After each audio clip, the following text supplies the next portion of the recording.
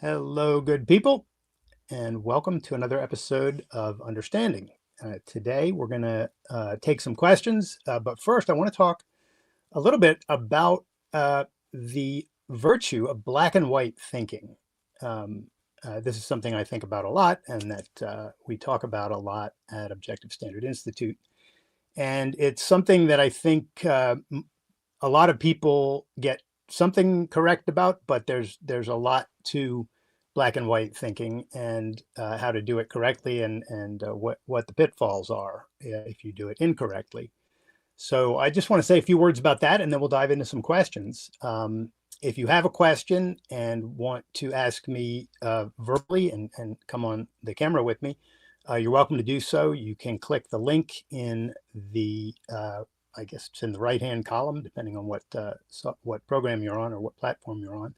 And today, Maddox is helping me, not Jackson. So you'll be talking to Maddox as he checks out whoever is interested in chatting and gets your information.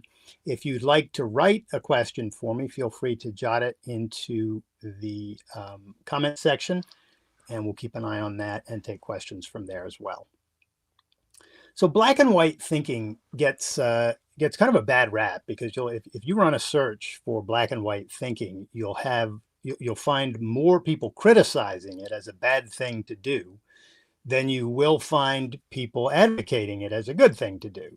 And I'm going to advocate it as a good thing to do, but you have to understand what you're doing with it in order to do it correctly. So black and white thinking pertains to normative issues of right and wrong, whether it's in epistemology, how we think, how we use our minds, how we form concepts, how we form principles, or how we apply those principles in our thinking. And it also applies to ethics. What is the right way to act? What is the nature of the good? How should people act? What should government do? Questions like that. And in order to think accurately in terms of black and white, right and wrong, or binary thinking, as it's sometimes called, we need to get the principle that we're talking about straight. If you think that honesty means never telling a lie, and then you think, well, I'm going to uphold this principle as a matter of principle all the time, I'm never going to tell a lie, then you're going to find yourself occasionally in situations where telling a lie to a criminal or a dictator or a Nazi looking for a Jew in your attic or whatever is going to make it feel like you're committing a violation of principled thinking or black and white thinking, and you're not upholding in an extreme way this thing that allegedly is good. But that's not because the black and white thinking is wrong. That's because the principle is improperly formulated. Honesty is not the virtue of never telling a lie. Honesty, if you derive the principle from reality, if you say what facts of reality give rise to the need of something called honesty, this thing that we kind of sort of understand, this business of not pretending that facts are other than they are, being true to reality, mostly not telling people lies, but there clearly are instances where telling someone a lie is necessary for defense of human life, so that can't possibly be the principle. And if you're looking for the facts that give rise to this principle, what you'll find is that the correct formulation of the thing you should and shouldn't do in this regard is you shouldn't pretend that facts are other than they are.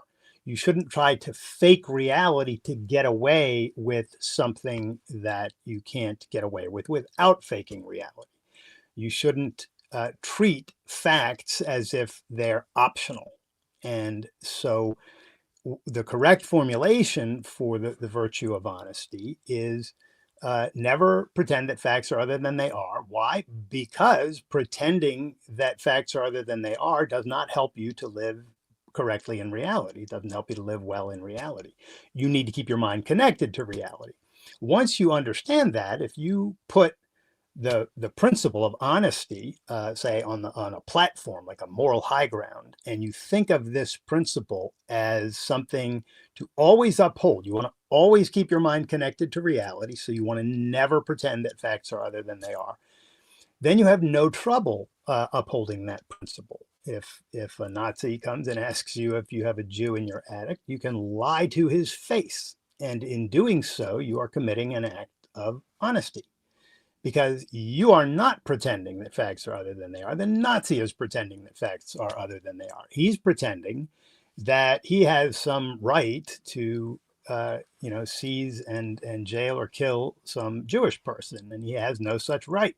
He's pretending that he has that. You're recognizing all of the available and relevant facts, including the fact that he's pretending. So this is why if you don't, you can see here that if you get the principle right, then you can uphold the principle all the time without fail, if it's a valid principle. Now, principles have to be derived from reality to be applicable in reality.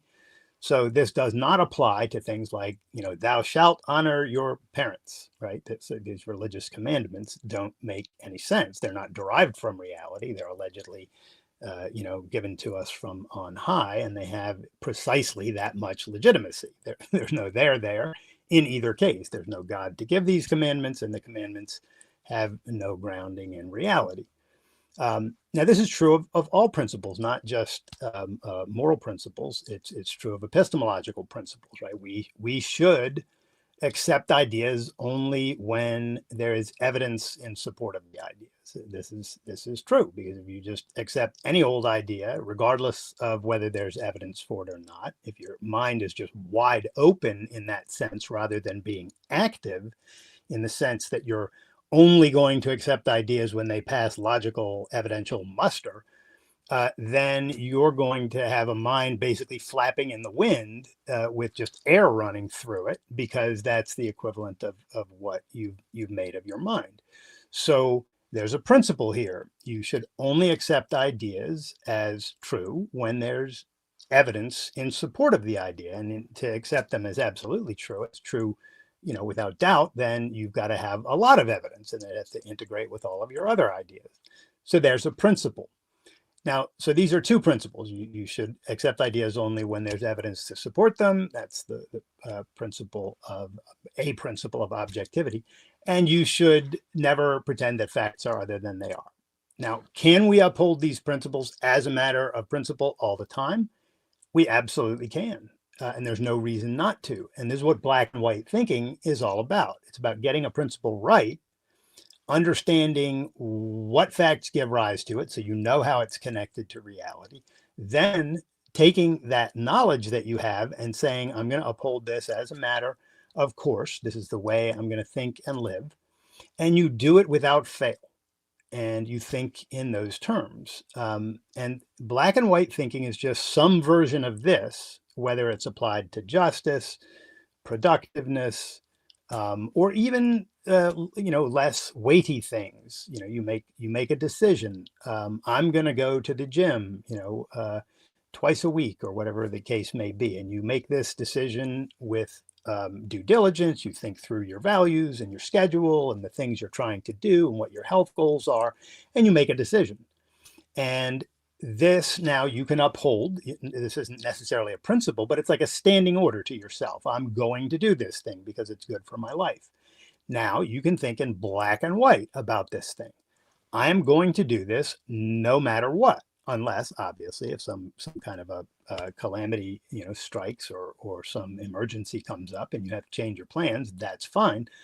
But those are exceptions to the program and the rule, not the program and the rule. The rule you're setting for yourself is, I'm going to always do this. It's a black and white issue for me, and I'm not going to renegotiate it every week. I'm simply going to set the standing order and do it. And if you think this way in life, if you take your values seriously, if you take morality seriously, and by morality here, I mean life-serving morality, not poppycock, pie in the sky, Zeus morality. If you take real morality seriously, the factual requirements of human life and all of the things we have to do to live as these, mind, body integrated beings we are, you can live a beautiful life with these tools. And black and white thinking is just it's an aspect of thinking and acting in principle, is really what it is. to think and act in principle, you first have to form principles. So you've got to derive those through observation and logic, or you have to learn them from somebody else and then learn how they derived them from observation and logic, because until you've done that, you don't own the principle. You don't really understand it. It's just sort of a floating abstraction in your mind until and unless you ground it in reality. But then once you do, if it's a genuine principle, if it's genuinely good for human life as a matter of universal truth, then this is something you never want to violate and you always want to uphold. And black and white thinking is your means of doing that. So there's much more to say about this, and I'm writing an article on it at the moment, which is why I'm talking about it here, because I want to say, I want to sort of keep my brain moving in that direction. I've done some lectures on this in the past. You can find them on YouTube. But today I just wanted to get the ball rolling, talk about this a little bit. There were some questions last week that challenged me for using binary thinking. And when I see those kinds of challenges, I'm always reminded that it's commonly thought that binary thinking is a bad thing. So I thought I'd bring it up this week and we could chat about it a little bit. So anyway, that's just sort of a brief introduction to principled thinking. And if you have questions about that, we can address them today. And with that, let me ask Maddox, do we have anyone in the waiting room, or should we take a written question first? We don't have anybody in the waiting room, but we do have one written question in the chat, and I can read that out for you. Sure. So it looks like this question was written by Rudin9342. Hopefully I pronounced that correct. I don't know how to, but he says, "Hey, Craig, what are your thoughts on drafts? And do they have a use case when a moral country is faced with imminent destruction?" So you can take this question if you think it fits into, the topic of morality. Yeah. I think it's a Yeah, pretty this is good a great question. question. I don't think there are any instances where a draft is justified. You have to think here, I think, in terms of individuals versus collectives.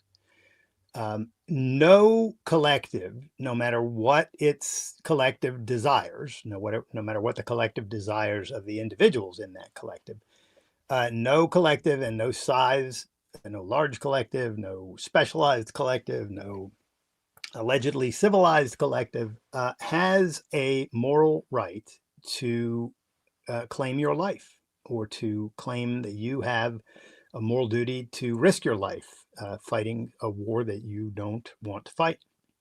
If you don't see the value in going to war, you should not go to war.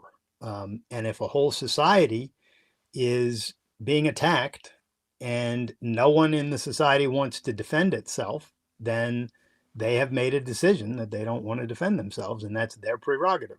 You get to decide as a group of people whether or not you are going to defend yourselves. But that decision is made at the level of individuals, not at the level of some king or dictator who can tell people, well, you're going to go fight this war because the collective needs you and wants you to do it.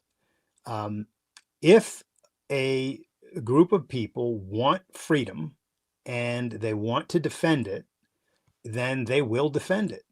Enough individuals in that group will do so. And the American Revolution is case in point. You don't really have to look very far. You had these colonies in America with relatively few people and relatively little technology and relatively small. I mean, they had nothing in the way of military, and they said to the largest military force on the planet, we're breaking away from you, and if you don't like it, we'll go to war. And they did, and they won that war, and they won it not only because they were able to pull the military means together to fight the war, but more fundamentally because they had the correct moral attitude about who owns whom. You own your life. And the founders founded this country on that principle, that individuals are the owners of their own lives. You belong to you. You have a right to life, liberty, property, and the pursuit of happiness, and the attendant rights to those rights, such as the right to freedom of speech, And no collective, no state, no group can make you act against your judgment. Now, granted, the founders, were founding this country during a time of slavery, and slavery was not recognized until years later, decades later, to be in violation of the very principle that this country was founded on. But that doesn't mean that the founding or the principles were wrong. It means that the consistency of the application of the legitimate founding principle was not complete yet. And frankly, it's not even complete to this day, because although blacks have been liberated and women have been liberated and gays have been liberated substantially, and things have gotten way, way better since the founding, the fact is that rights are still not protected and recognized and protected as a matter of principle. And we see this in the headlines, not only in regard to immigration, but in regard to businessmen who are constantly assaulted by the government in the form of regulations and mandates from government agencies that are completely contrary to rights. So back to draft. The draft is just a particularly vicious instance of the violation of the right to life. Your life belongs to you. If you don't want to fight in a war, no one has a moral right to make you. And if they do make you through a draft, they are violating a moral principle and they're in the wrong. And I think that one of the virtues of not having a draft, one of the virtues of upholding the principle of individual rights, even when it comes to war, is that you don't end up in wars that you ought not be in. Because young men, in general, in a free world, they want their freedom, and they are pretty rowdy about protecting their freedom if they're rational. And if someone tries to attack a free country, a lot of the 18 to 30-year-old men in that country are going to say, I'm going to defend my values. Give me liberty or give me death, as Patrick Henry put it. And they're not in for this. Somebody's going to lord it over me and my loved ones and my family.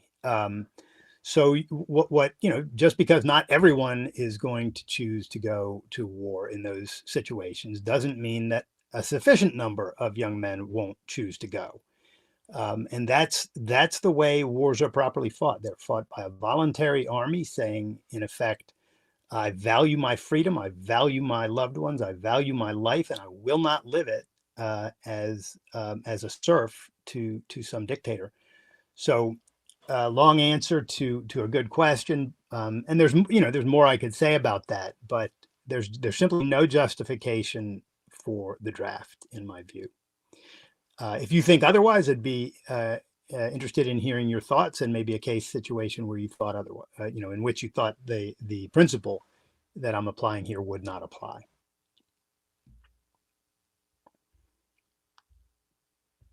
All right. What else do we have in the written queue there, Jackson? Maddox, excuse me. Yeah, that's the usual one. It looks like we don't have anybody who is in the waiting room to come on stage, but I do have my own question if I can shoot my shot. Please And there's do. no questions in the chat. So something I was reading about recently in a book by Barbara Brandon, which I think was originally a lecture series, and it goes by the title of "Think as if your life depends on it." And one thing she talks about in this book is the difference between an emotional perceptual method of thinking versus thinking in terms of principles, as you're discussing today. So I kind of want to hear your thoughts on what the differences between these two different methods of thinking are, and if the other one can even be considered thinking, and what effect this has on your life. Because I know in my life, at least, there are many times in the past where I've acted from my emotions, and because I might have some type of chance association. So, for example, if I think an example she gives in the book is if you have repeatedly bad exposures to people who happen to have red hair, if you fail to conceptualize and think, well, what is actually differentiating them? Is it their or what's uniting them? Is it really their red hair that's making them all bad, or is it something else? And if you're not thinking conceptually, then you'll just assume that because they have red hair, therefore they're bad, and you'll have an emotional reaction to people with the red hair moving forward. So yeah, just to set that down as an example. So I'll let you take it away, and you can share your thoughts on this. Yeah, that's a great question. Now, I have not listened to these lectures or read this. Is it a book or lectures that you're listening to that It was from Brand? a series of lectures that was Okay. transcribed into a book form. Okay. So I'm not familiar with her work or thoughts on this, but from the sound of it, emotional, perceptual level of thinking versus a conceptual or principled level of thinking. It sounds like she's getting at what we often call, the concrete bound mentality versus the person who's willing to abstract.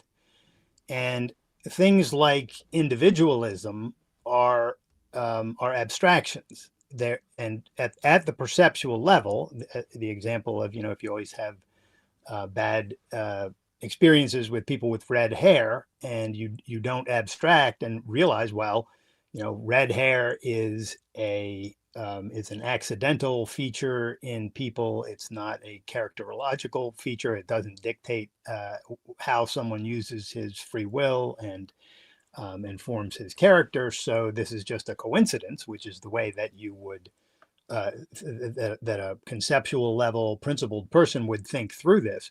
But that's all done at a very abstract level. That's recognizing that some factors are causal and some factors are not. Right there, you're already dealing with an abstraction. It's recognizing that people have free will and that the color of their hair has nothing to do with how they use their mind. That is a high level abstract integration to understand these kinds of things. So I think it sounds like Brandon is probably spot on in what she's talking about there.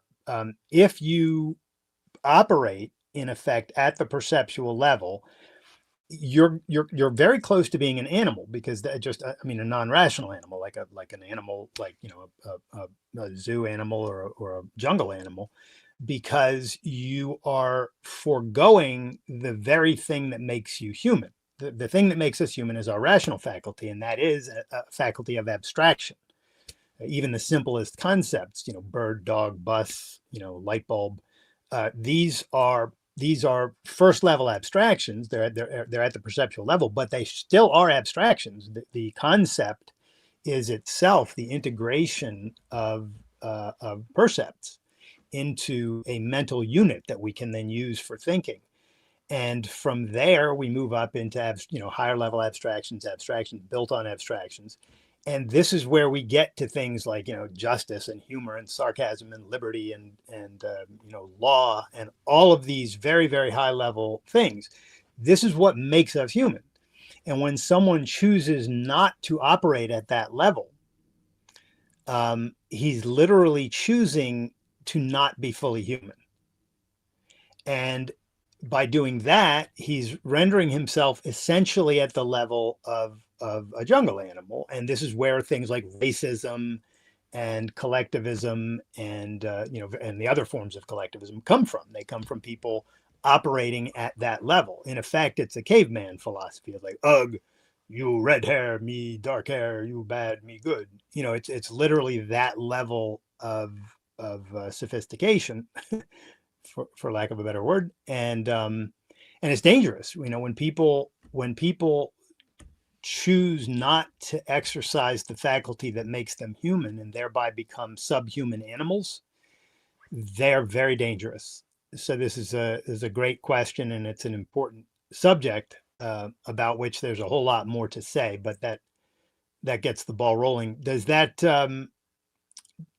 comport with your thinking on this, and does that begin to answer your question, Maddox?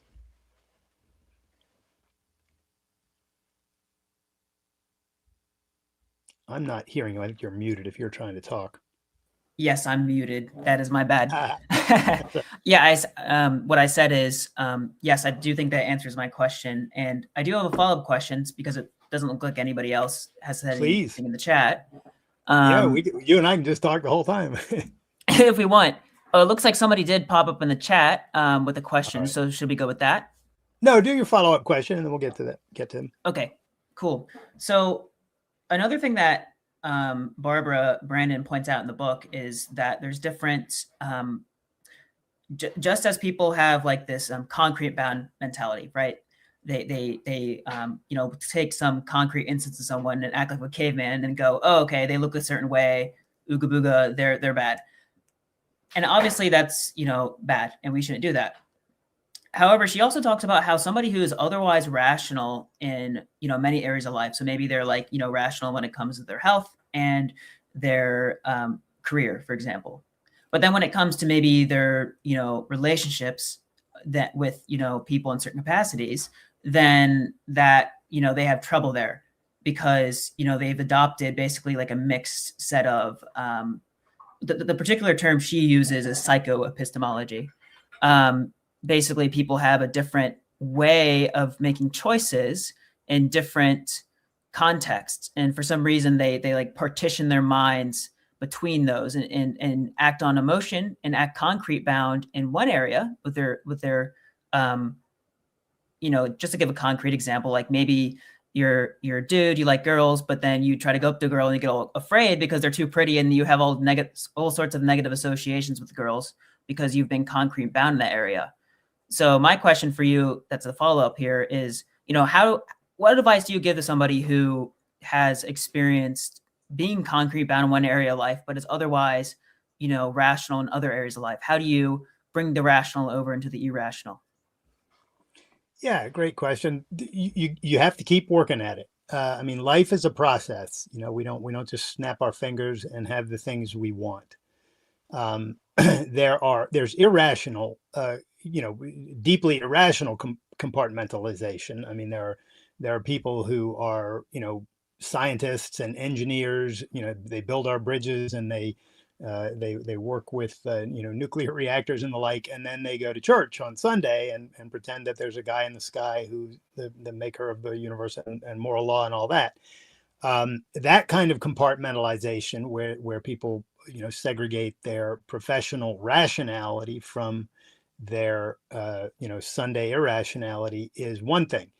But the kind of thing that you're talking about is much more widespread and much more difficult because it can happen to anyone. You can be. We were talking about this recently. It's somewhat the difference between generalized self-esteem and localized self-esteem or self-confidence in a particular thing you're trying to do. So you mentioned if you're a young man and you're interested in girls and you go up and you ask a girl out and you get turned down, and this happens a few times, it can hit you on your localized self-esteem. You can still be the kind of person who's like, yeah, I can deal with the world. I know my mind works, and you can have self-esteem, but you can take a hit on it in a particular area, a particular zone like that. If you get a few repeated instances of something like that, you can start to doubt yourself. Oh, maybe there's something wrong with me, and maybe there is something wrong with you, right? Maybe you simply are not. You haven't made yourself yet attractive enough to the kind of women that you're interested in dating or that you're asking out. And I certainly wrestled with this stuff when I was in my teens and 20s. I was not a 6 foot tall, muscly stud. I'm a short guy with a square head and a lot of weird interests. So I was sort of geeky in that sense. I I was reasonably able to talk to girls, but I was extremely, as you mentioned there, whenever I got around girls to whom I was really attracted. So if I thought a girl was really attractive and I had real interest in her, I would just start babbling. I could not I couldn't get two words out straight. And I don't think I was a person of low self-esteem. I really don't. But there was something about being around girls. So the example you bring up goes right to my own life and my own experience. So how do you get through that? How does someone get through that? And I don't want to make my answer here only about this. So I'm using this as an example of how you can get through any of these kinds of things.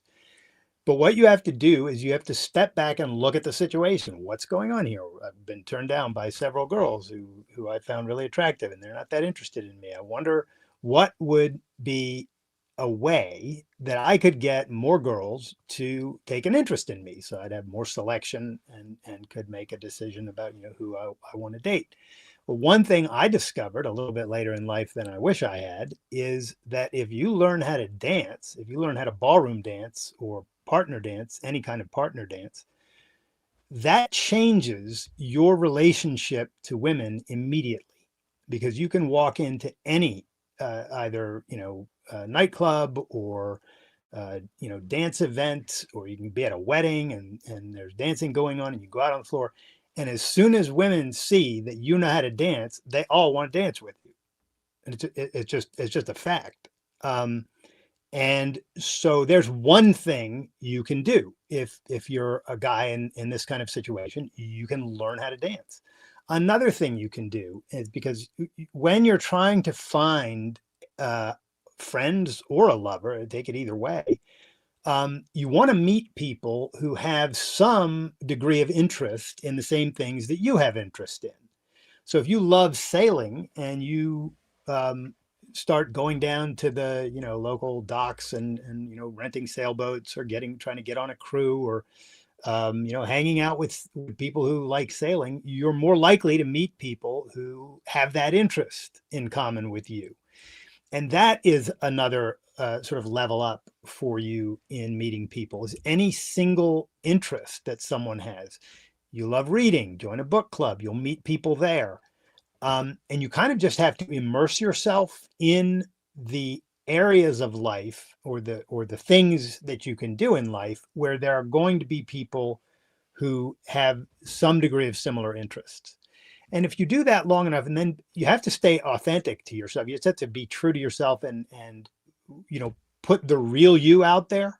When you're talking to people, don't try to come up with the you know all these books that came out over the past 20 years telling young men how to, what language to use and what to say and how to trick girls into things. Throw all of that away. That is the stupidest way to find real love. You want to meet a girl who sees you as the actual value you are. And if you make yourself a real value, and the kind of value that you want to be, so this is where the authenticity comes in. You have to do the things you love doing. Go do it. Go to the places you love going. If dancing sounds appealing to you, try it. If you like it, stick with it. That becomes a thing. Maybe you like singing. Maybe you like karaoke. I have several friends on the East Coast who love karaoke. And when they go do karaoke, they meet a bunch of people every time they go. And they meet people who love the thing that they're doing. So you just have to dive in to the areas of life that you want to improve in, and do the work. So to put a cap on this, I would think of this in terms of, you can have genuine generalized self-esteem. You can be absolutely confident that you know how to deal with this world and that you're worthy of success in this world, and nevertheless still feel awkward in situations that are new to you, or where you haven't learned that much. And I think what you want to do is you want to summon your generalized self-esteem and remind yourself, hey, I can deal with these things, but to do it, I need to go through the process that's necessary to do it. I need to step back, ask some questions, determine what I want, determine whether or not I may be, in this case, actually lacking something that's necessary for being appealing to young women, and then do the thing you need to do to make that difference. Um, so anyway, what do you think of that? And does that sound reasonable? I think so. I also agree with the idea of just getting rid of all of that advice to manipulate women or anybody into just, hanging out with you or trading with you when you don't really have anything of value to offer. I think people at the end of the day, if you're open and genuine and communicate what value you can offer clearly, people will want to be with you. And of course, there's plenty of people who just won't, and that's, up to them, right?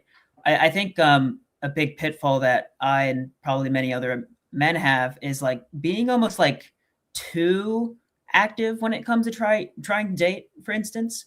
And what I mean by that is like they tried this how do I put it, like this too intense approach where you're trying to push things too fast when people don't really know who you are, and you're just, you're just kind of insecure because you're basically just trying to get laid, basically. um and that's just a pitfall I wanted to point out. And I've had some conversations with good friends who've kind of got me out of that mindset, because I used to have that, because you know for people who don't know, I came from like a sales background, so I'm very much like go get 'em tiger mentality. But that has backfired so many times to the point where I'm like, maybe there's something wrong with my approach. So Yeah, you can be proactive without being a menace, right? And that's the thing you need to bear in mind there. I think you can go more in the other direction if you are doing things you genuinely love doing, and you're being authentic, and you're just talking to people about the things you're genuinely interested in. Because if you're talking to people about things you're interested in and they're not interested in talking to you about those things, that's not a relationship for you anyway.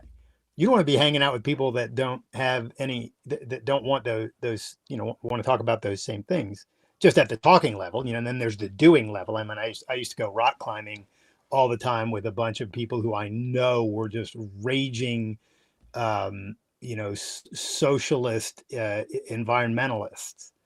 But we just didn't talk about politics because we were out there to rock climb. And some of them were good people in that isolated area. And I just didn't get into the other stuff with them.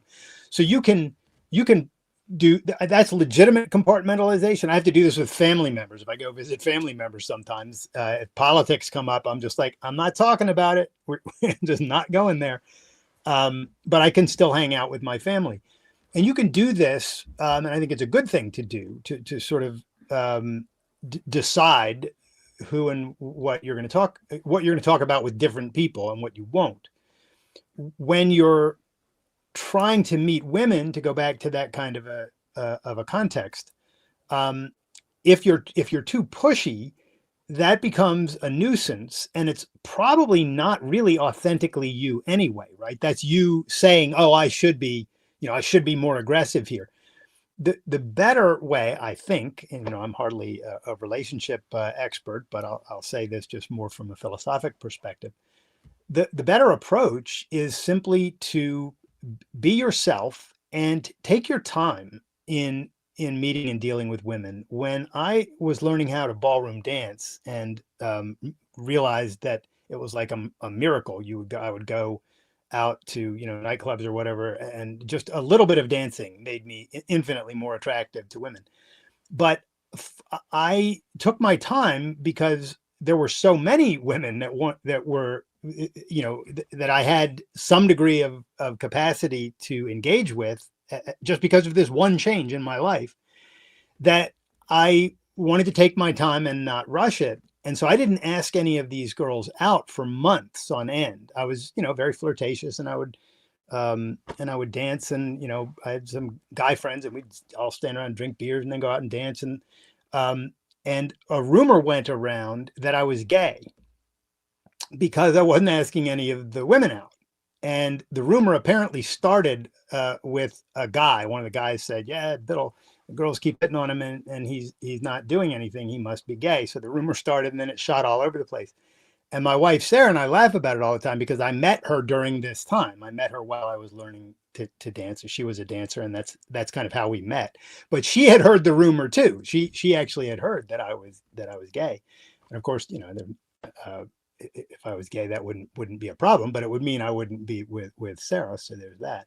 But anyway, the reason I'm bringing this up is because I think my being non-aggressive and not pushing it, and not sort of, I knew I didn't want to like just start sleeping around, and then because I'm just not that kind of person. Also, then you get a reputation for doing that, and you're not going to get the kind of girl who wants somebody who doesn't act that way. So there's integrative thinking. You don't want to do stupid things like that.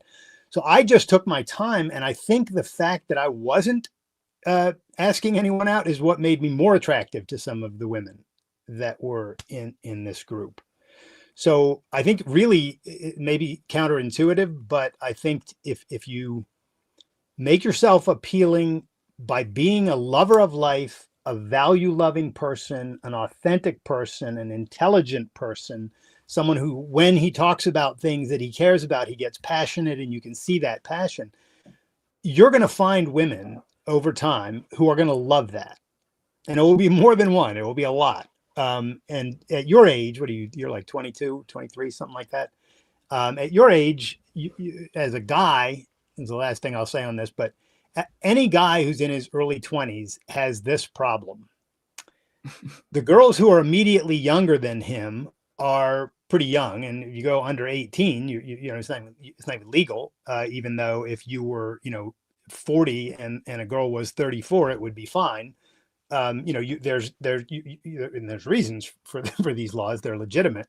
But your window of women behind you is very small, and the window of women ahead of you, either your age or older than you, they are very, very much interested in older guys for the most part. That's not true across the board. There are some who, you know, it's possible to find women who are, you know, your age and interested in someone your age, but many of them are interested in older guys. So we just as guys have this awkward area from about 18 years old till we're about 25 or 26, where it's harder. The pool of women who are going to be interested in you is smaller. It just is. The good news is this changes progressively over time. And for men, you know, once you hit about 30, you know, 30 and beyond, you know, you know, it changes completely. So you have that Yeah, to look forward to. yeah, you become prime real estate. So it Exactly. seems like the principle I've gained from this is what I wrote down: be so scarce they call you gay. So There you that's go. Be so, you always, I always admire your ability to tersely put something into a memorable. For people who are on the listening don't know this, Maddox and I work together a lot, and Maddox is able to take almost anything we talk about and identify the economic principle to which it corresponds. And this is sort of another instance of that. Anyway, yeah. good call.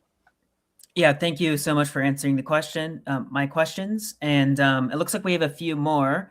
All So right. we'll move away from like the dating hotline mode to um, this next question from Mayflower Matriarch 5284. And she or he has asked, AI is creating vast job dislocations. How does a rational society deal with those dislocations in the short, medium term, and long term? So good question. AI is fascinating and beautiful technology that's really enabling people to be extremely productive and to step away from many mundane tasks that we would otherwise have to do in terms of research and countless other things. You know, minor. You know, you can get AI to help you arrange schedules and you know, come up with shopping lists for, you know, all sorts of things that you now don't have to do. So it's buying us time. It's certainly going to displace certain workers in certain spheres of the economy, because as soon as people can get AI to do something and do it well, they're not going to you know, they're certainly not going to pay a person to do it unless the person can do it significantly and importantly better. So yeah, that's going to happen. But this is not a societal problem. Um, your and my ability to get a job or keep a job in the wake of new technology that challenges that job is not a societal problem. It's an individual problem. It is something for you or me or whoever is faced with it to deal with. Society does not need to come together and say, what are we going to do about this? That is, in my view, a collectivist approach to this, and it's wrong because it's not society. It's not your and my responsibility to figure out what to do about Maddox if he can't get a job, right? It's just not. Um, and so, what I think individuals should be doing with respect to AI is trying your best to understand it insofar as it can help you in life. I do work that makes AI extremely helpful to me. I can plummet with questions. I can get it to, proofread documents I write. I can get it to do research for me. Um, you have to check the research. You have to check everything. AI is intelligence is the wrong word. It should be, uh, artificial assistant. It should be AA maybe. And your assistant may have gotten it right and may not have. Is maybe the better way to think about this. What really makes your life great is human intelligence, your intelligence, and what you can do with AI is you can, again, step back. It's always good to step back and say, what is this thing? What's the context? What do I want? And then in this case, how can I leverage AI instead of how is AI going to disrupt and destroy my life and my job? I'll give an example that I think is case in point on this. Probably 4 years ago in Hollywood, there was a big kerfuffle because the Hollywood writers were freaking out because they thought AI was going to come in and do all the writing of the screenplays. And AI is so far now, 4 years later, from being able to write a good screenplay that it was just laughable back then. But what these writers, instead of getting all worried about this and striking and doing the stuff they were doing, they should have looked at AI and said, this is interesting, a new technology that I can talk to, I can communicate with, I can show it my work, I can ask it to critique my work, and so on. In other words, they could have said, how can I use this technology to level up in my own work? And I think some of them did that. I don't think all of them, sort of turned tail and ran from this thing. I think some of them did that, and probably it'd be an interesting project to research to find out, which, if any, of the Hollywood writers took advantage of AI rather than being afraid of it and trying to pass legislation to, trying to get Congress to pass legislation to stop people from using it. So that I'm very pro AI, and I am not the least bit worried about it taking people's jobs. People's jobs get taken by all sorts of things, and they always have. And what we have to do as individuals is to be aware of that, and you just use your mind to figure out what you can do. If you lawyers, lawyers are going to be some of the first people to really have to worry about this, because you can go to Chat GPT, and if you think about the law and case law is a matter of just sort of pulling together, hey, what has happened in the past with law, given the existing laws and the cases that have been tried in the past, and how can I bring some of that stuff forward in a way that's significant to this thing that, my situation. Well, if you get a person to go looking for that, he has to, you have to either get on his computer and start going through documents and this, that, and the other. But if you ask AI, can you find me all the cases that pertain to XYZ since the beginning of the United States legal system? Like 5 seconds later, you have all of it. Now, lawyers have to deal with that. So it's just interesting to note that many of the so-called white collar jobs, the lawyers are the quintessential white collar job. Those are the careers that I think are probably most in, quote, danger of this. But guess what the best lawyers are doing today? They're not they're not screaming about AI. They're incorporating AI, because it's not enough just to grab the research from, cases that pertain to something you're working on. What you do as a competent lawyer is you go, how can I use this remarkable new tool to be an even better lawyer? And so I would think about it that way. What was the name of this person? It was something. I'm not seeing the name there. Anyway. Mayflower. Oh, Mayflower Mayflower. matriarch. Mayflower matriarch. Okay. Yeah, think about it that way. Some Mayflower matriarch, and that might that might sort of open your mind to thinking about how this is a positive thing, and also that society is really not on the hook here for trying to figure this out. This is just an individual level um, phenomenon with on dealing with the new technology. Awesome. All Great right, Maddox, answer. what else do we have? All right, we have two more questions in the hopper. And this next one, let me read it here. Patrick Randerson is asking from Facebook, can you expand on how Rand may have actually made the observation that emotions, if built on good premises, can be more informative than a seemingly rational choice in the moment with limited context? I believe she may have explored this relationship with Henry Rorden's character in Atlas Shrugged, his feelings for Dagny versus his wife as a possible example. That's quite a lot, so if you Yeah, need me to read parts I of it think I again. get the gist of the question. Emotions aren't really built on things. Emotions are reactions to your preconceived values in relation to your experiences. You know, if Reardon is dealing with Dagny versus Lillian, he has a different set of emotions arise because he genuinely loves and is attracted to one of them and he feels duty bound to the other, and they're very, very different emotions. So the emotion isn't something that's built on something else. It's something that is caused um, by his values there. And so what I think you're trying to get at in the question here is that emotions are lightning, as Rand put it, they're lightning like reactions to our value judgments.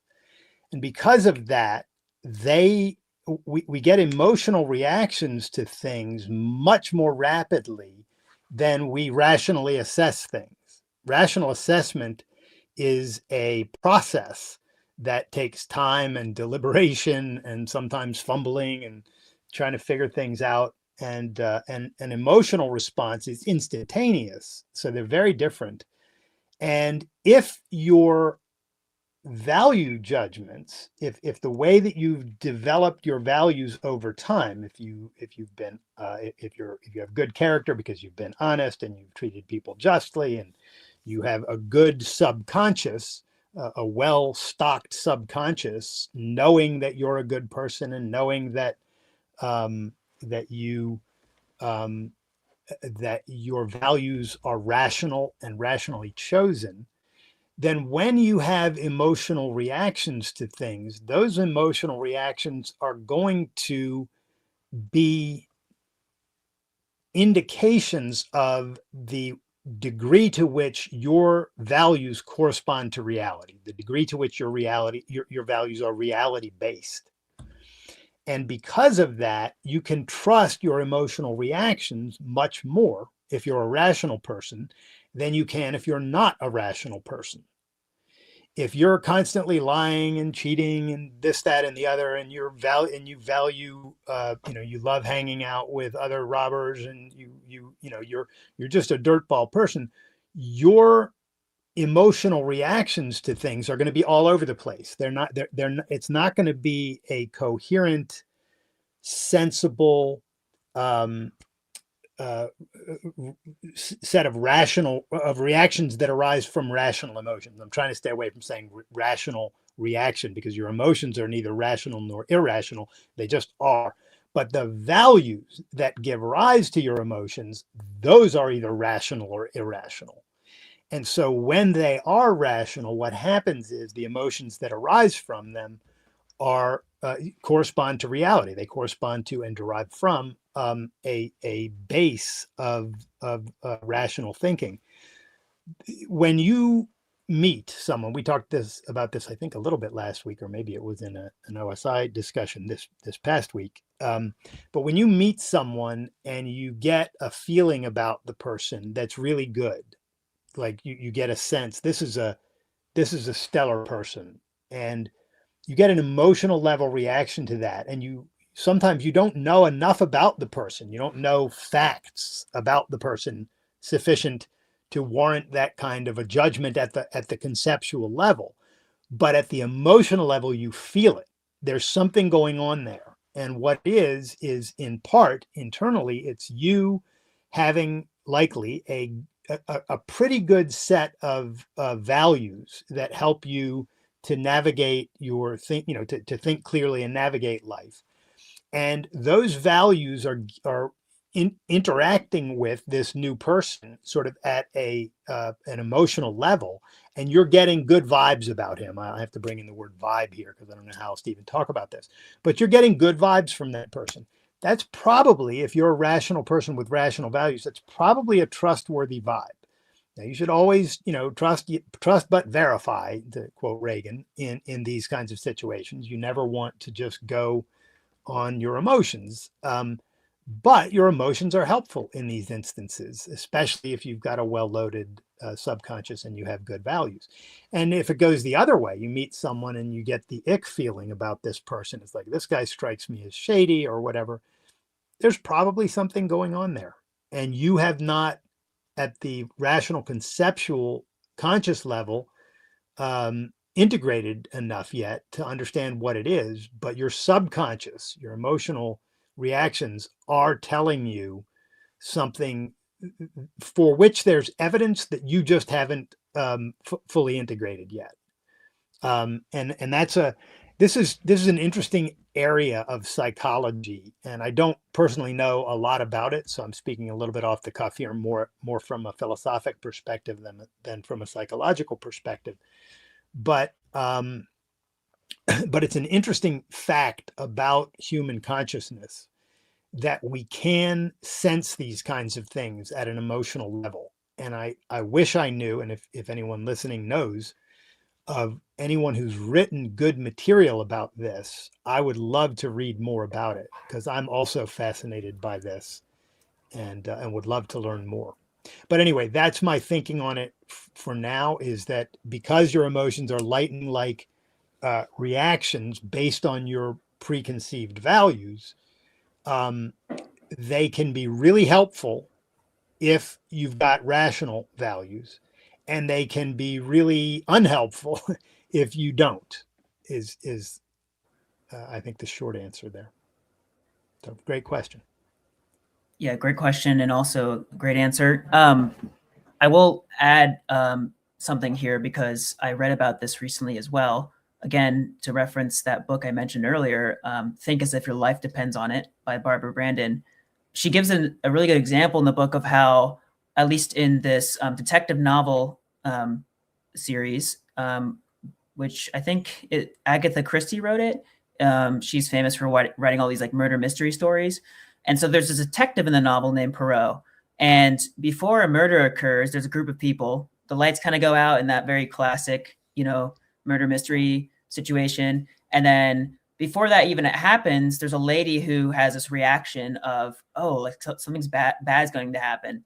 And she doesn't know how to like pinpoint it exactly, but she is able to actually automatically know what's going to happen, but she's not able to rationally confirm that. Whereas Perot is, because he's a detective and he's essentially conceptualized this the emotions that this lady hasn't. So although both are correct, it's just that one knows it more explicitly than the other. And then one calls it intuition, the other calls it reasoning. So Yeah. there is some validity to, quote unquote intuition, but only if you're able to rationally validate it after the fact. Because you could just be like a broken clock who, strikes twice right a day, who strikes right twice a day, unless you're European, in which you have a 24-hour clock. But yeah, so that's a really good example. There's also a lot of material in there that talks about this. I definitely recommend checking it out. Yeah, that's interesting. Some people are super perceptive, and by perceptive I mean in the literal sense, at the perceptual level. They see and sense more things than other people. If there are little noises in a room, they hear them. If something happens over there in my field vision, whereas I might not see it, somebody else might. And the people who have that capacity, or that nature whereby they are super perceptive, if they then also go into a career that leverages that, like a private investigator or something like that. Um, or in the case, I don't know if you ever watched the television show House, which was about a doctor who was extremely perceptive in this way. And the career he went into leveraged that perception and enabled him to sort of be, almost superhuman in the sense that he just was a remarkable doctor because he not only had an amazing mind, but at the sensory level, he was just able to pull things in and um, pull in data and integrate it at lightning speed. So I think what you're talking about there, Maddox, is someone who can do that kind of thing versus someone who's probably more like me. I mean, I think I can integrate pretty quickly, but I don't think that at the perceptual level I have that kind of hyper alertness. I wish I did. That's a nice thing to have, but it's just not something I think that I have. But I get a sense sometimes that something's good or something's bad or whatever, and that sense is still coming in through perception. Like there's no intuition going on there.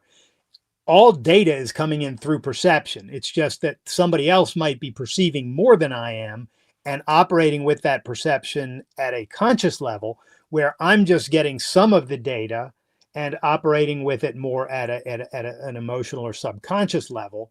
And for me to get to where the other person is, I just have to do more work, right, to get there. And I think again, this is why this area is so interesting, is because there's definitely something going on there that's important to human life and important to who's even capable of doing what, and who what kind of career you might want to go into. If you're one of those people who has those what would I call these preconditions, or there's another word that I'm missing right now that is the one I'm looking for. But you get the idea. If you have those capacities and can take advantage of them, it's a good thing to know.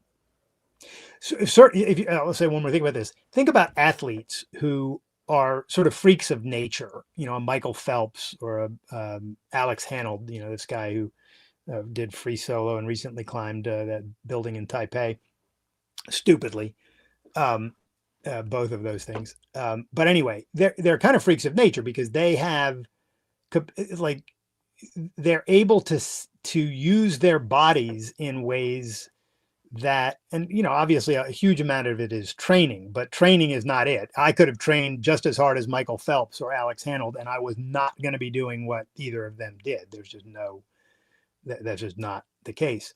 So when you get the intersection between these kinds of abilities that people have, and then what the conscious mind can bring, or your decision making or your effort can bring to the table to make a difference, it's really fascinating. And I wish I knew the best books out there. Again, so I'll mention this just one more time to the audience. If you know anybody who's written about any of the things we're talking about here, drop a note in about any reading about this, because it's an area I'm fascinated by. And Maddox, I know you are too.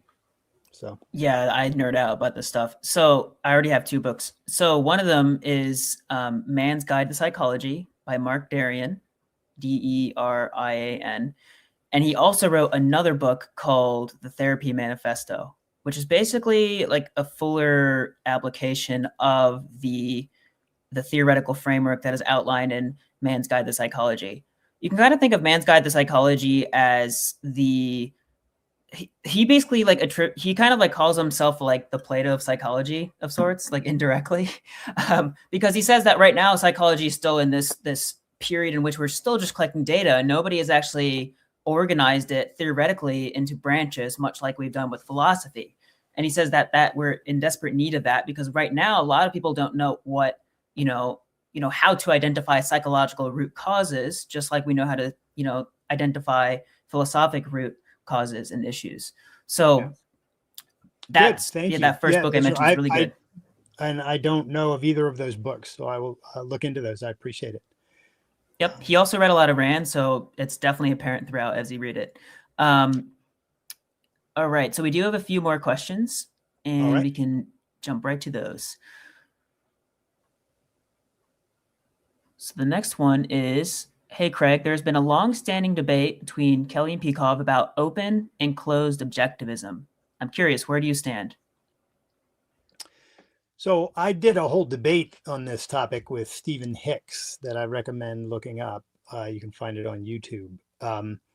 I really do not understand how people are confused on this beyond a certain point because um, just like you would not say of Maria Montessori, who developed an educational system, you would not take some new idea that was not a part of her system and then say this is a part of Maria Montessori's system.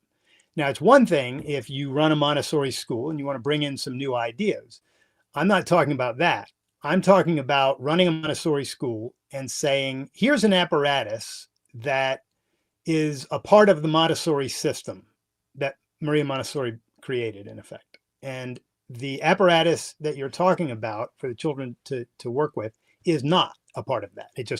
Montessori did not invent it or advocate it or use it. But you're going to add it to her system and still call it a part of her system. That's wrong. And we can see that it's wrong in every instance where you do it. If you talked about Aristotle's philosophy and you wanted to add another virtue to it, let's say we wanted to add productiveness to Aristotle's philosophy and call it a part of Aristotelian philosophy. Any Aristotelian would rightly come along and say, why are you doing that? Aristotle never mentioned productiveness as a virtue. So why would you add that to his system? If you think productiveness is a virtue, say so and call it a part of your philosophy. Or Ayn Rand actually did say productiveness is a virtue. So if you like that idea, you can say that Ayn Rand said that. But you don't want to add benevolence and toleration to Ayn Rand's philosophy and call them part of her philosophy, because she never advocated toleration or benevolence as virtues, which is what Kelly wanted to do.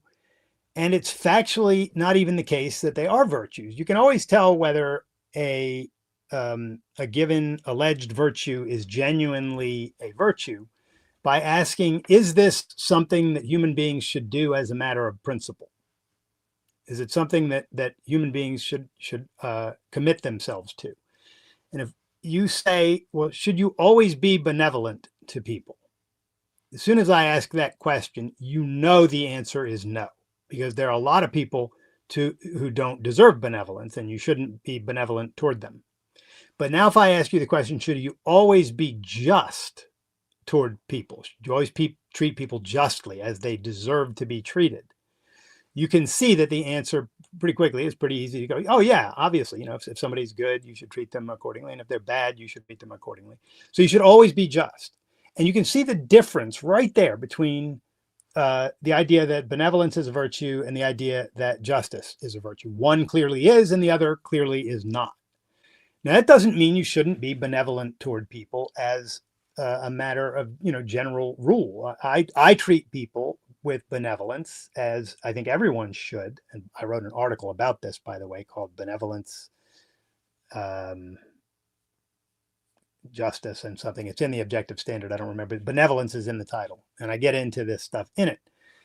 But you should always give people the benefit of the doubt. If you don't know that a person is bad, you should assume that the person is good.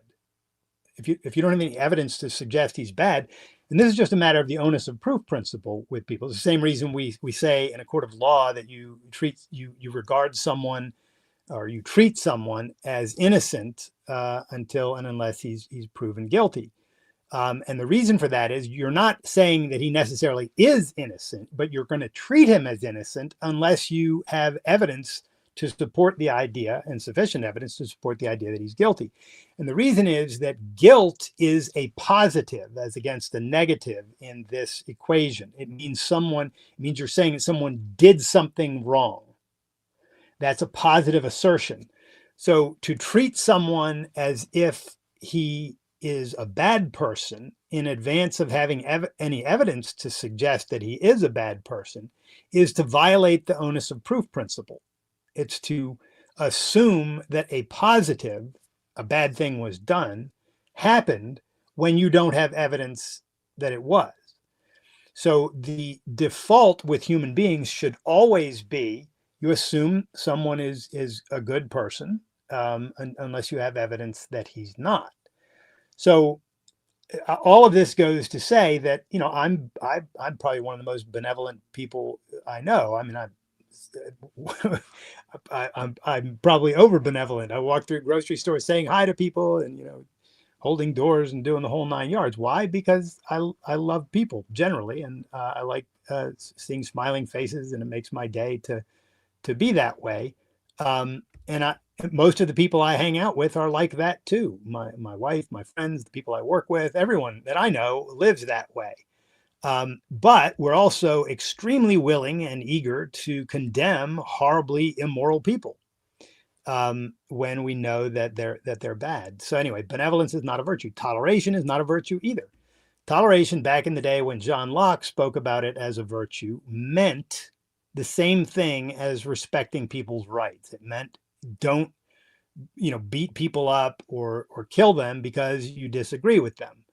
But that's not what toleration means today. Toleration is a package deal that means two things at once in people's minds. It means respect their rights, don't use force against people, and at the same time in people's minds it means don't judge people. Don't judge people's ideas and actions, certainly not negatively. Well, those are not the same thing. We already have a concept for respecting rights. It's called respecting rights. Respect people's rights. Don't force people. But that has nothing to do with whether you should judge people as bad or good or mixed or whatever the case may be, depending on what they say and do. We absolutely have to do that. Judging people is crucial to human life. So when you've got a package deal term like this, toleration, the last thing in the world you want to do with that is call it a virtue.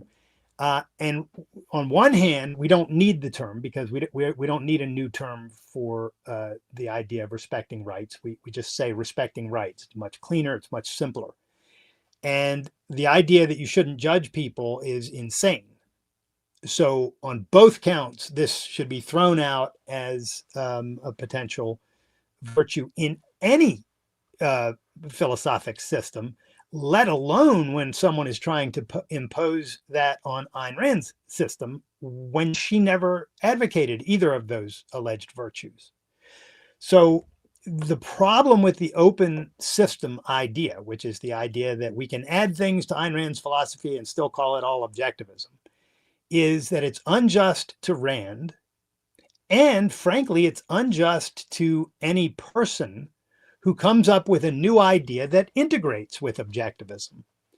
Let's say you come up with a new idea that integrates with objectivism.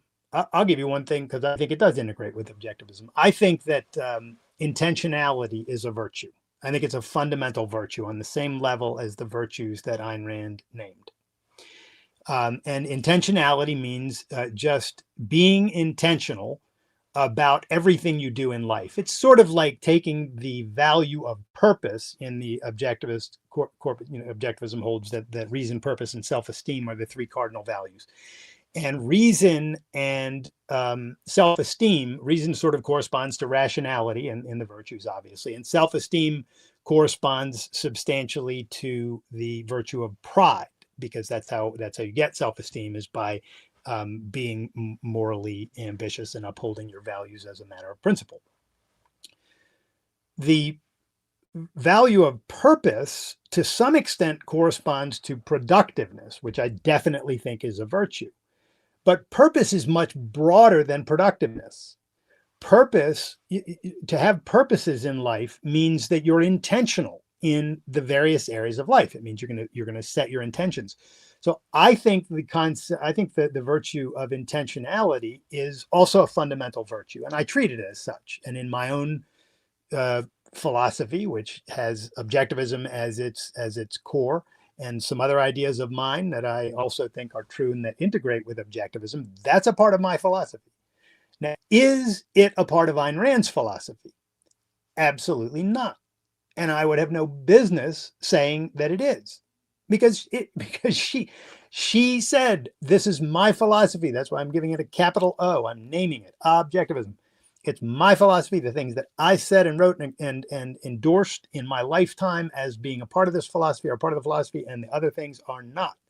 And so for me, Craig Biddle, to come along later and try to add something to it and say, yeah, this is a part of objectivism is just unjust. It's unjust to her, and it's unjust to me, because why would I attribute to Rand something that I figured out is true and I think is true? Who owns that figure? I mean, maybe I'm wrong. Somebody can say, well, you're wrong, and that's fine. But I think I'm right about it. So why would I give that to Rand and say, well, it's her achievement? It's not her achievement. It's my achievement. So yeah, I say all of this and more in my I mean, I don't know if I said everything I just said and more, but I say much of this and more in my debate with Stephen Hicks about this, which I highly recommend. I think that debate was definitive, and I think if you watch it, you'll see why.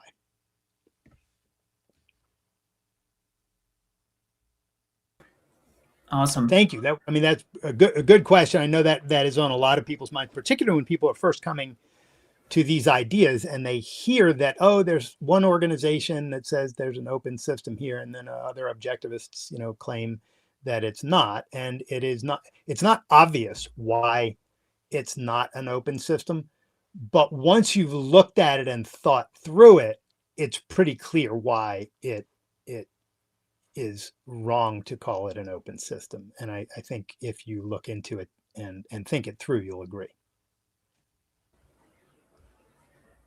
Yeah, I think that makes sense. That I watched that debate a while back, and I think it was pretty helpful. I think one point you made in it is that to even think about the system, you have to define it. And if you keep adding stuff to it, you're kind of like changing it as you're trying to define it. So you can't really call it one thing, because it's like everything and everything it could be is what you're trying to say it is.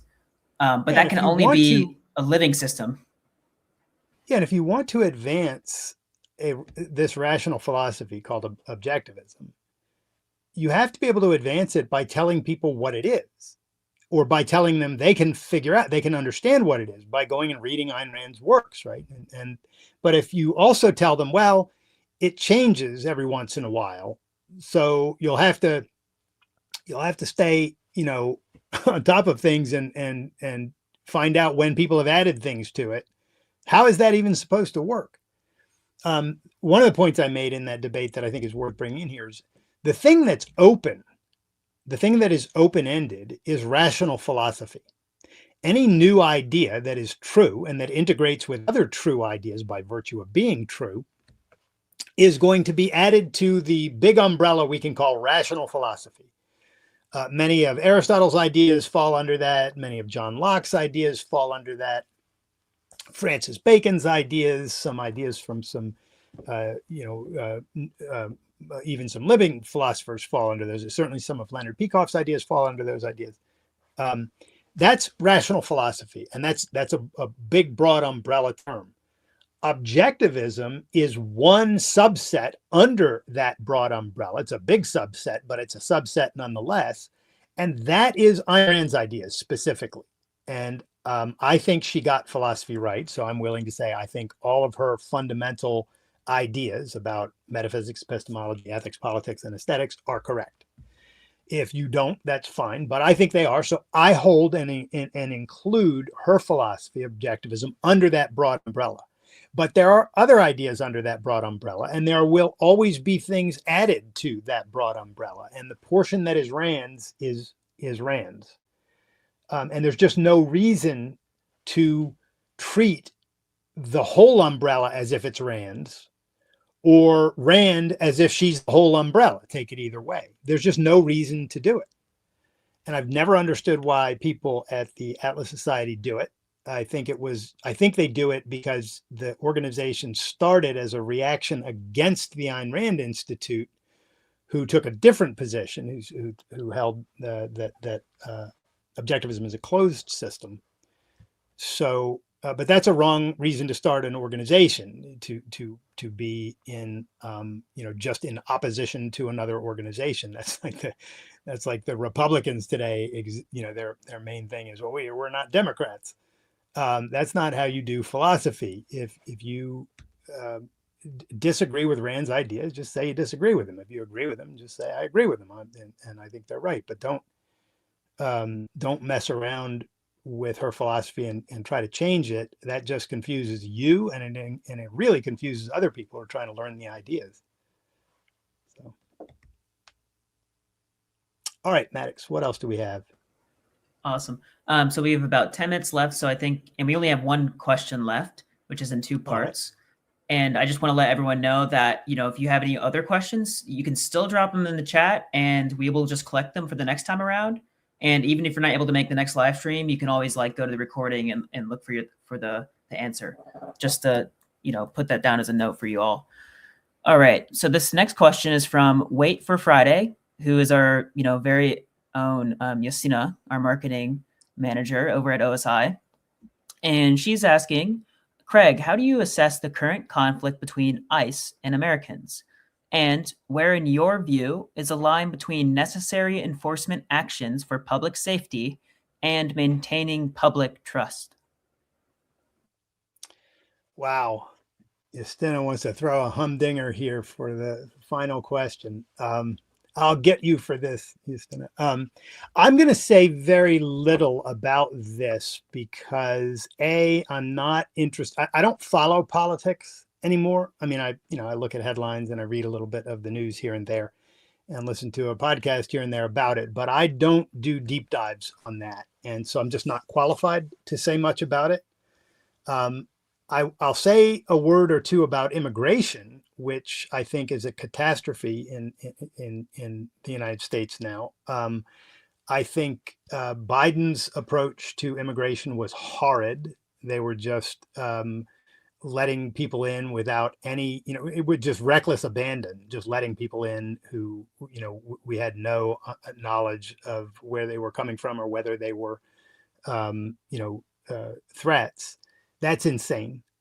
And shutting borders down in the sense of not letting anyone in, and worse yet, hunting people down who are here, who have done nothing wrong, and trying to deport them is monstrous in my view. I don't think any of that makes any sense, and I think it's horrid. I think that our immigration policy should be pretty straightforward, and it is this. Anyone who wants to come to the United States of America and live the American way, which is supporting yourself, not going on welfare, and upholding our laws, including all of the laws that might be in conflict with, religious ideas and communist ideas and all of them. Our laws, the United States laws, are the ones that you're going to uphold while you're here. And if you want to come here and do that, and you come in at a designated entry point, you can't just come in anywhere you want, jolly, you jolly will feel like coming in, and you're willing to do whatever screening our border agents think might be necessary, depending on your context, meaning where you're coming from and what history they might have on you, or whether you're looking fidgety in the airport or whatever. If you're willing to go through an objective screening process, which is a perfectly legitimate thing to do, I've written an article about that, that you should be able to come to this country. And you have the right to emigrate from your country and to immigrate into another country is a part of the right of liberty. It's the right to act on your own judgment. That does not mean that you get to waltz into any country anytime you want from any entry point, because a country has borders, and those borders specifically designate the region within which the country's laws pertain, and its law enforcement is active. And we have, as Americans, we have a right to have a border that says people are welcome to come to this country, but we want to know, especially given that there are millions of Muslims who literally want to kill Americans, and they just say so on a regular basis. The charter of Hamas and the actual constitution of Iran calls for murdering infidels. They basically use the Quran and the writings of or the Quran and the Hadiths and basically the Muslim doctrines as the foundation of their government and of their foreign policy. So their aim is to kill infidels or convert them to Islam. And when people say they want to do that, you need to take that seriously. And people who have made clear that they are with the enemy by saying that should not be let into this country, in my view. I know this is a controversial idea. I can piss off everybody with this discussion, and I will. So we should have entry points that you are permitted to come through, but only those entry points. You should have to go through a screening process to get in. If there's no reason for you not to come in, you should be let in. And you're screening for terrorism, criminality, and infectious diseases, basically, are the three things. Otherwise, people should be able to come to this country, and I think they should not be able to suffer the welfare system, meaning they shouldn't be able to get welfare. And I say suffer that system because getting welfare is bad for you, not good for you. So we should tell people who are coming to the United States, hey, you get to come here and you're going to be actually better than a lot of Americans because you're not eligible for welfare and you're not eligible for the public schools. I don't think they should be eligible for public schools. You're going to have to come here and be a real American, meaning you're going to be on your own. And if you're willing to do that and you're not going to, suck off the teat of government, there's another perk that comes with that. And that is you don't have to pay for the public schools and you don't have to pay taxes for the things you don't get to use. And, you have to figure out how that tax system is going to work, because I'm sure that there will be, until we get rid of taxation, which we need to do ultimately, but until we do, the immigrants would pay some taxation, but they certainly should not pay taxation for things that they are not permitted to use. So if you have this kind of a system, you welcome people in, you have them set the example for Americans who are on welfare to make it look embarrassing to be on welfare or embarrassing to not be someone who can take care of yourself. I think we should get back to the business of being a country of immigrants. As for ICE, I think ICE is an unnecessary and unjust branch of government right now. They appear to be completely rogue. These two recent, what look to be genuine murders, I'm not saying that they are, but they certainly appear to be. And I will let the legal system and the investigations do their business on that. I'm not going to jump into the accusations about what's going on there, but I will say this: if you watch the videos, it's hard to conclude anything but these were practically assassinations. So I'm furious about all of that, and I don't know a lot about it because I will not put much time into that. So I'm speaking a little bit off the cuff here about what little I've looked at, and that's basically my answer. So pro open immigrations, which is not the same thing as open borders. Here's an important distinction that I wish people would make more of. Open immigration is what I was just talking about. People are welcome to come to this country. You've got to come in the right ports of entry. There's going to be a screening process. If you're a terrorist or we have some reason to believe you're dangerous, you're not getting in here. That's open borders in my view. That's open immigration. Open borders is the insane idea that we should not have any checkpoints at all. Anyone who wants to come to the country can just waltz in anytime he wants. That's suicidal.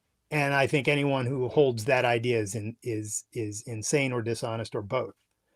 So I think that's a very important distinction. And in an article I wrote titled Immigration and Individual Rights, I get into some of this stuff. And in another follow-up article to that, that's titled The Legitimacy of an Objective Screening Process, I get into some more. But that's all I'll say for now about ICE, other than I'm just horrified by what I'm seeing.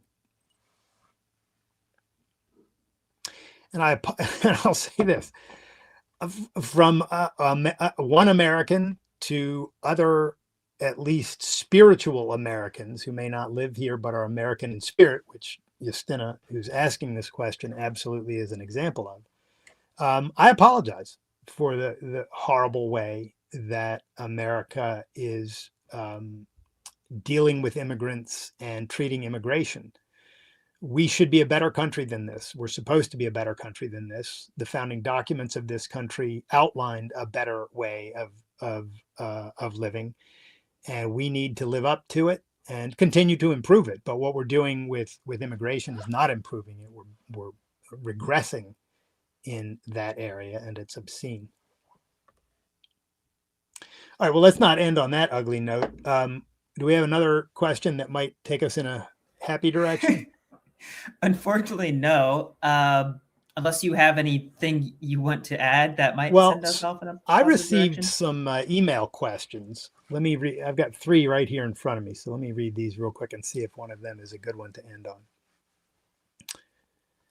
Oh, here's one. When, if ever, does giving up something now for something better? Oh, no, that's not the one I wanted to do. I want to do this one. If I reject God as a supernatural deity, is there a rational concept or word for the highest ideals, like the good, the right, the true, the beautiful? Yes, there is. The good, the right, the true, and the beautiful are important concepts for us because there are actually facts of reality and requirements of human life that give rise to the need of them. Take them one at a time. Do we need the concept of good? Yeah, we need to, we need to be able to use a concept denoted by a word when we are referring to things that are um, positive and advantageous to human life versus harmful to human life. And rather than saying that's advantageous to human life and that's harmful to human life over and over again with that many words, we reduce that idea into a single concept. Good. That's good. That's bad. 2 simple concepts that capture the fact that something is either advantageous to or harmful to human life. And this is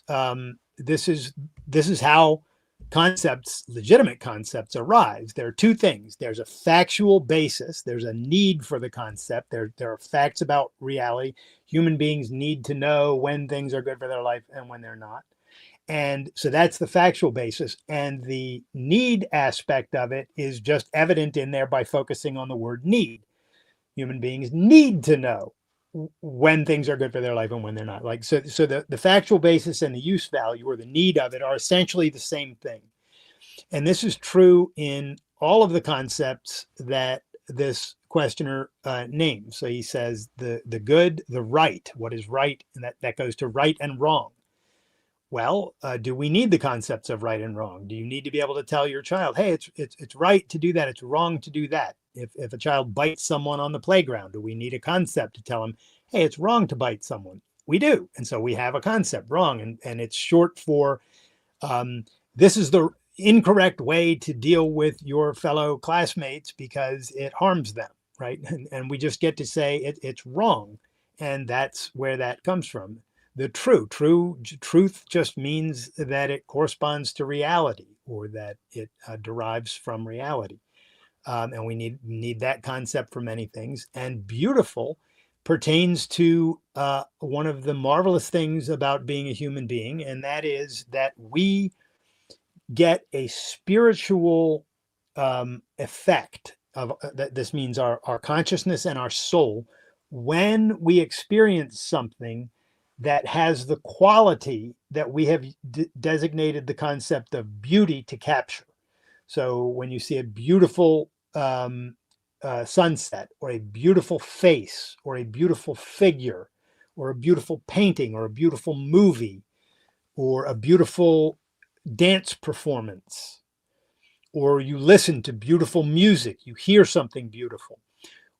Is there something going on there that we as human beings can recognize and that we need to capture and that we need a word to name it, to bring all of these things together, all of these many things into one single concept, beauty or beautiful? We do. And that's why this concept arises. Now, that's where these concepts essentially come from. They come from reality and from reason and from the factual requirements of human life. Now, how do they compare to this concept of God? Well, all of these concepts are spiritual needs, right? We need the concept of good. We need the concept of right. These are things that pertain to our lives and the richness of our lives and how to live wonderful lives. Truth is definitely a very high level concept. To know what's true and what's false is essential to human life, and it's a very difficult thing to figure sometimes. So we need a word for that. And beautiful. These are all very, very powerful concepts, and they go to the value of human life, the goodness, the rightness, the truth, and the beauty. All of this is necessary, and we can see why it's necessary. The one thing that's not necessary in this question is God. We have no need for that hypothesis whatsoever. You can wake up every day and never think the word God. I do it. The only time God ever comes to my mind is when I'm talking about what a pain it is that people still believe in him.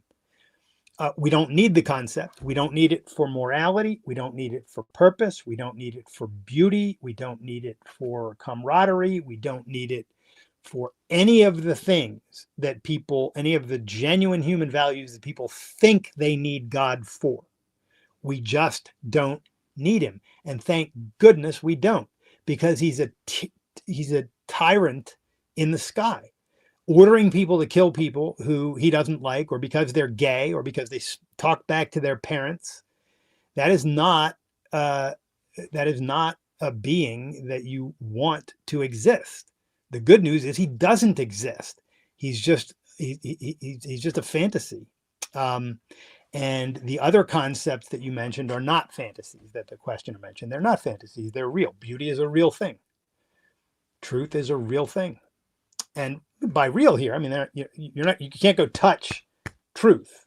You can't touch goodness. So goodness, these are all concepts, but they refer to facts of reality, things that are beautiful, other things that are good for human life, things that are bad. Bad means bad for human life, things that are contrary to the requirements of human life. So yeah, if you're wrestling with religion versus reason, or secular philosophy versus mystic philosophy, a really important aspect of your thinking should be to ask yourself, what ideas do I need, and what facts are giving rise to the need of those things? And then with respect to God, once you've done that, you can see that all the things we really need are right here in this world. Then you can start to release and just let go of God. Just let go of this fantasy that has haunted human beings for so long, and retarded their thinking, and retarded their sex lives, and essentially mentally incapacitated people. So good question. I'm glad we got to end on sort of a more productive note. I think we're ending. Maddox, are we done, or is there anything else that's pressing there? Doesn't look like we have any questions in the chat currently, but yeah, feel free to leave those extra questions in the chat. We'll gather those up and put them in the Google Doc for later. And yeah, that should be about it. Unless you want to just keep going. No. Up to you. I'm good. I'm good for today. We've gone for a little over an hour and a half. This has been fun. Thanks for your help today, Maddox. I really appreciate it. Thank you guys for your questions today. That was fun, and we'll resume again next Thursday. In the meantime, you guys keep using your minds and loving your lives. See you next week.